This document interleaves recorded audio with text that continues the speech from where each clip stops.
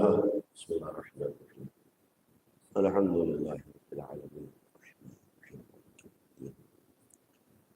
إياك نعبد ونستعين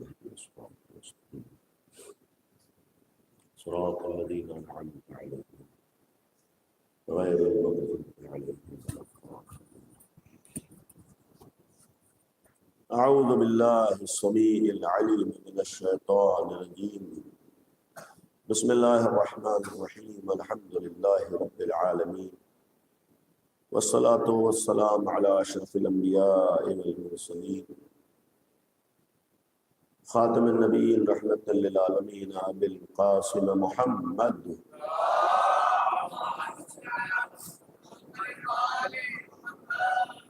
وآله الطيبين الطاهرين المعصومين المظلومين لا سيما بقية الله في الأرضين ولعنة الله على أعدائهم أجمعين. أما بعد، قال الله سبحانه تبارك وتعالى بسم الله الرحمن الرحيم. إنا لله وإنا إليه راجعون. صلوات على محمد وآل محمد.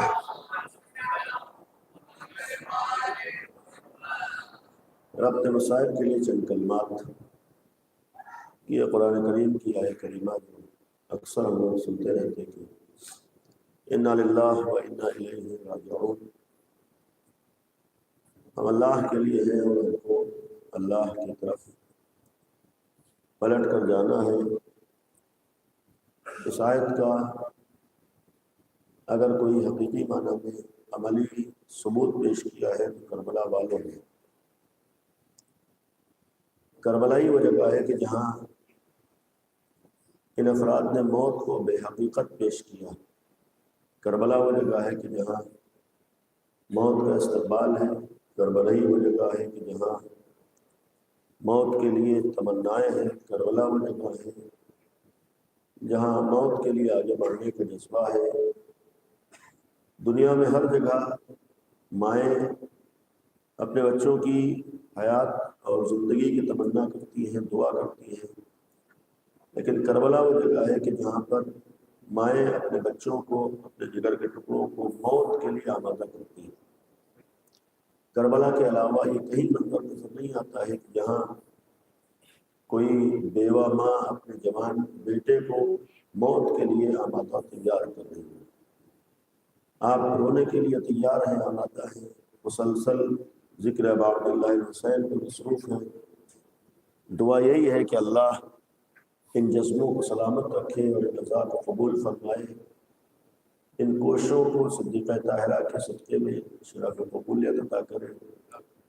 یقیناً آپ مسلسل مجالس میں شریک ہیں، ایک کے بعد دوسری جگہ جا رہے ہیں. پوری رات گزر چکی ہے، تقریباً اذان صبح کا مرحلہ قریب آ رہا ہے، لیکن ان سب کے باوجود آپ بہت سکون سے ہیں، بہت آرام سے ہیں.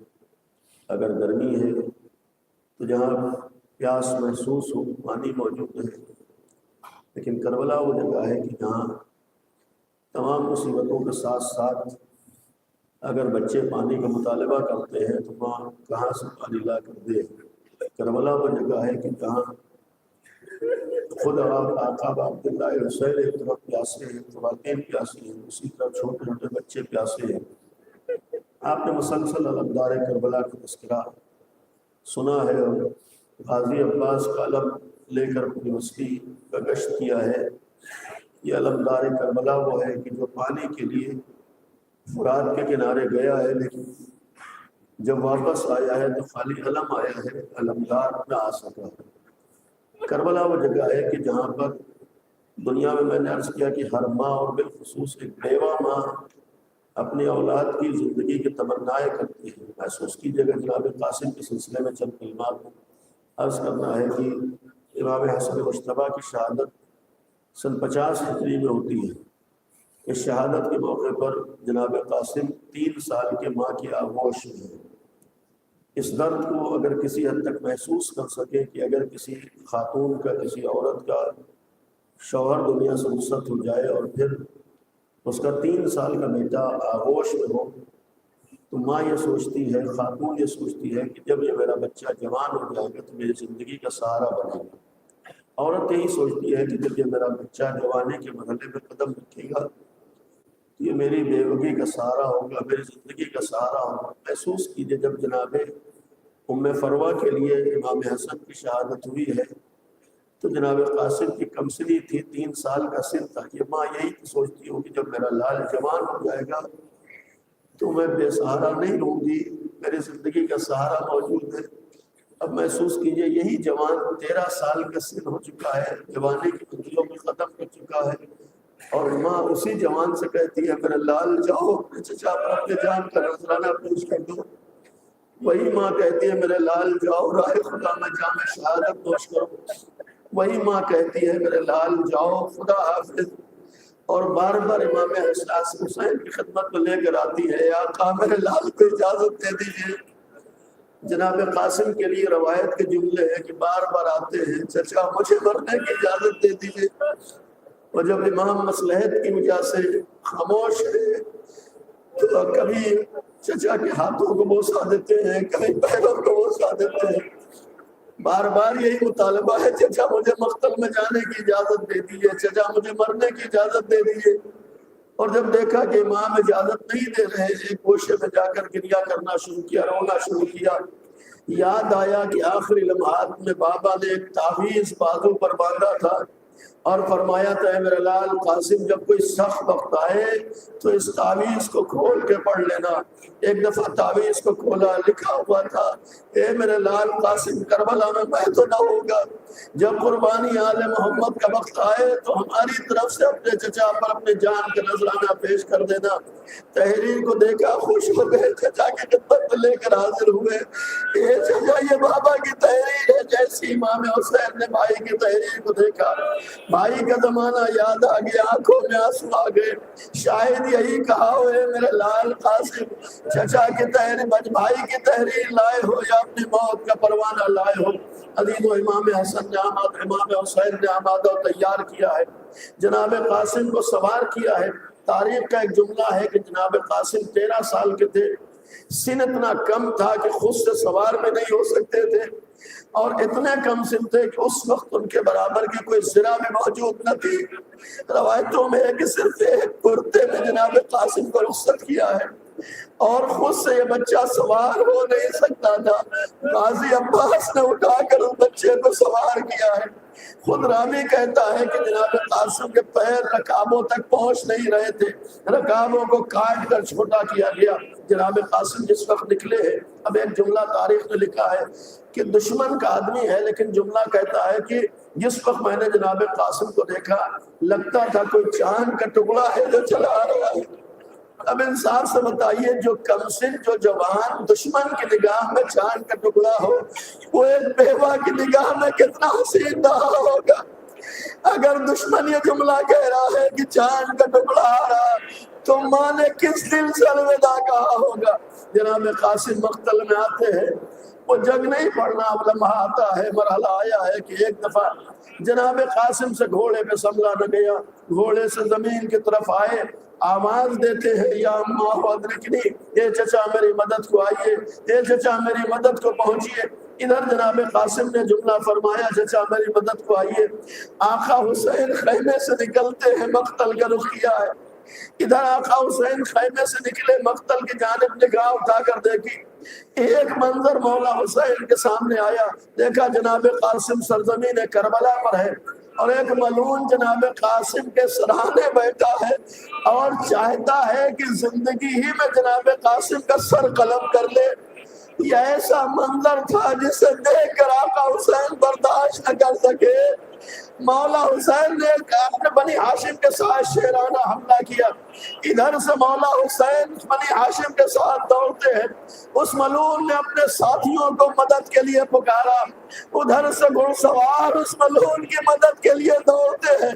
عزیزو اسی اثنا میں غضب ہو گیا، جناب قاسم سرزمین کربلا پہ تھے، جب وہ لشکر اس کی مدد کے لیے آیا، درمیان میں جناب قاسم زندگی ہی میں پامال سم اسما ہو گئے۔ جب جب جسم قاسم پر سم بہتے تھے گھوڑے کی ٹانپیں بڑھتی تھی، یہ بچہ تڑپ کے کہتا تھا اے چچا میری مدد کو دوڑو، اے چچا میری مدد کو۔ اور عزیزو جب مولا حسین قریب پہنچے تو عجب منظر دیکھا، یہی بچہ جو ابھی تک چچا کو پکار رہا تھا اب اپنی ماں کو آواز دے رہا تھا۔ بچوں کی فطرت یہ ہوتی ہے، پہلے وہ مردوں کو مدد کے لیے پکارتے ہیں، جب کسی مرد کے پہنچنے میں دیر ہو تو بچہ پھر ماں کو پکارا کرتا ہے۔ شاید جناب قاسم نے پہلے چچا کو پکارا ہو، لیکن جب آقا کے پہنچنے میں دیر ہوئی آخر میں فرمایا اے مادر گرامی میری مدد کو آ جاؤ۔ آقا حسین سرہانے پہنچے، عجب انداز سے جملہ فرمایا ہے میرے لال قاسم، چچا شرمندہ ہے، تمہارے چچا کے لیے شاق ہے کہ تم مدد کے لیے پکارو، لیکن چچا مدد کے لیے نہ آ سکے، اور جب مدد آئے پہنچے تو تمہاری مدد نہ کر سکے۔ عزیز و امام حسین نے جناب قاسم کے لاشے کو اٹھایا ہے۔ تاریخ کا یہ الفاظ ہے، ابھی کچھ دیر پہلے جناب قاسم کی کمسنی کا یہ عالم ہے کہ اٹھا کر انہیں سوار کیا گیا ہے، لیکن اب یہاں تاریخ کے الفاظ یہ ہے کہ ایک دفعہ مولا حسین نے جناب قاسم کے سینے کو اپنے سینے سے لگایا ہے۔ کسی شہید کو اس انداز سے مولا حسین لے کر نہ آئے، جناب قاسم کا لاشا جب اٹھایا ہے سینے کو سینے سے لگایا ہے، لے کر چلے ہیں، لیکن تاریخ لکھتی ہے کہ جب مولا حسین لے کر چلے ہیں تو وہ کمسن بچہ جو ابھی تک خود سے سوار نہ ہو سکتا تھا، جب آقا حسین لے کر چلے ہیں تو اس کے بچے اس کے پیر زمین پر خط دیتے جا رہے تھے۔ سوچو جسم پر ٹاپوں کے پڑنے کا اثر یہ ہوا کہ زندگی ہی میں جسم کا یہ عالم ہو چکا ہے۔ اب ذرا سوچو ایک بیوہ ماں جو خیمے میں انتظار میں ہے، جیسے ہی مولا حسین جناب قاسم کے لاشے کو لے کر خیمے میں پہنچتے ہیں، تمام بیویاں آگے بڑھی، جناب زینب آگے بڑھ کر جناب قاسم کے لاشے کو سنبھالتی ہے۔ اب اس ماں کو کون سنبھالے، ماں کو کون پرسا دے؟ عزیزو شاید مدینے کا وہ منظر نگاہوں میں آ گیا کہ جب امام حسن کی شہادت ہوئی تو جناب قاسم نے امام حسن کے جگر کے ٹکڑوں کو تش میں دیکھا تھا۔ تاریخ کربلا میں منظر دہرایا گیا، اس ماں نے دوبارہ اپنے جوان کے جسم کے ٹکڑے ٹکڑے دیکھے، شاید یہ کہا ہو اے آقا حسن یہ ام فروا کا امتحان ہے کہ میں نے آپ کے جگر کے ٹکڑوں کو مدینے میں دیکھا تھا، اب یہاں میں اپنے لال کے جسم کو ٹکڑوں کو دیکھ رہی ہوں۔